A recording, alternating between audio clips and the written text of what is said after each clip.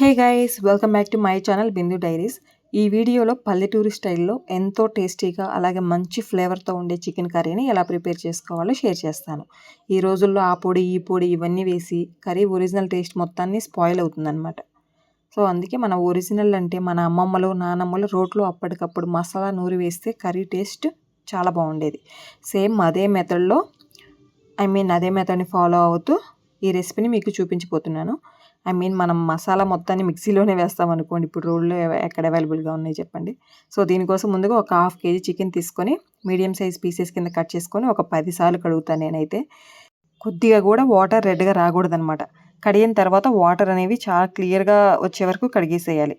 Water అంతా వంపేసుకొని దీనిలో ఒక 3/4 స్పూన్ అల్లం వెల్లుల్లి పేస్ట్ యాడ్ చేశాను. అలాగే ఒక 1/2 స్పూన్ పసుపు, 1/2 స్పూన్ ఉప్పు, 2 స్పూన్స్ ఆయిల్ ఇవన్నీ యాడ్ చేసుకొని చికెన్ పీసెస్కి బాగా పట్టించుకోవాలి. ఇలా మ్యారినేట్ చేసుకొని ఒక 30 మినిట్స్ పక్కన పెట్టేసుకోవాలి. ఇప్పుడు స్టవ్ వెలిగించి ప్యాన్ పెట్టేసుకొని ఒక 1/2 కప్పు వరకు ఆయిల్ యాడ్ చేశాను. ఆయిల్ కొద్దిగా వేడయ్యాక 1/2 స్పూన్ జీలకర్రని యాడ్ చేసుకున్నాను. అలా 2 బిర్యానీ ఆకులను కూడా యాడ్ చేసి కొద్దిగా ఫ్రై అయ్యాక ఉల్లిపాయ ముక్కలు 1 కప్పు అలాగే 4 పచ్చిమిర్చి చిలుకలను యాడ్ చేశాను. ఇవి త్వరగా వేగడానికి కొద్దిగా ఉప్పును వేసి ఆనియన్స్ బ్రౌన్ కలర్ వచ్చే వరకు ఫ్రై చేసుకోవాలి. వన్స్ ఆనియన్స్ వేగాక 1 స్పూన్ అల్లం వెల్లుల్లి పేస్ట్ యాడ్ చేసుకోవాలి. ఈ అల్లం వెల్లుల్లి పేస్ట్ కూడా మంచిగా ఫ్రై అవ్వాలన్నమాట. ఈ అల్లం వెల్లుల్లి పేస్ట్ కూడా మంచిగా ఫ్రై అయ్యాక ఒక రెమ్మ కరివేపాకుని యాడ్ చేశాను.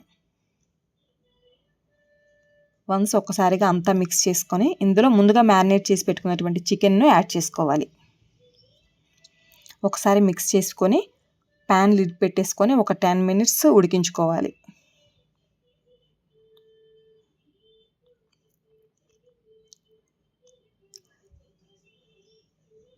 10 మినిట్స్ తర్వాత మనకి చికెన్లో నుండి వాటర్ చూడండి ఎలా వచ్చాయో. ఈ వాటర్తోనే మనకు 60 to 70% ఆఫ్ చికెన్ ఉడికిపోవాలన్నమాట.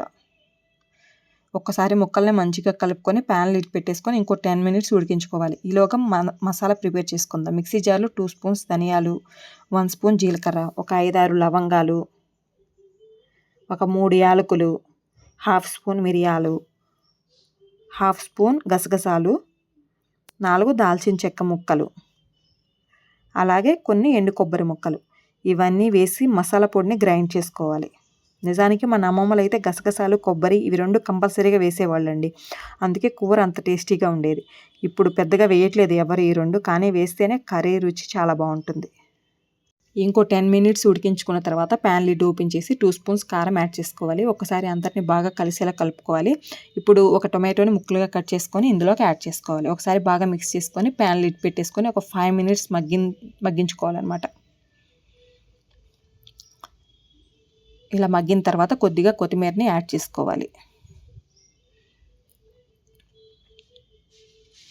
అలాగే గ్రేవీకి సరిపడా వాటర్ని యాడ్ చేసుకోవాలి. నేనైతే ఒక 1/2 లీటర్ వరకు యాడ్ చేశాను. ఇవి సరిపోతాయి. మరలా లిడ్ పెట్టేసుకొని ఇంకో 3 మినిట్స్ ఉడికించాను. సాల్ట్ కొద్దిగా అడ్జస్ట్ చేసుకోవాలండి.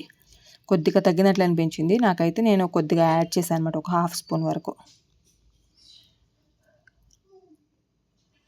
ముక్క కూడాను మనకి మంచిగా ఉడికిపోయింది. ఇక ఫైనల్గా మనం ప్రిపేర్ చేసుకున్నటువంటి మసాలా పొడి ఉంది కదా, అది కూడాను యాడ్ చేసుకోవాలి.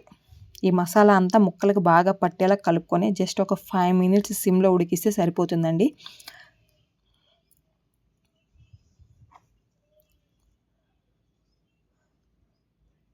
ఆయిల్ కూడా పైకి తేలింది కదా. మన చికెన్ కర్రీ అయితే రెడీ అయిపోయింది. ఫైనల్గా మన ఫినిషింగ్ టచ్ ఉంది కదా, కొద్దిగా కొత్తిమీరని యాడ్ చేస్తున్నాను. సో ఇక స్టవ్ ఆఫ్ చేసుకొని వేడివేడిగా తింటే ఉంటుంది, మామూలుగా ఉండదు మరి.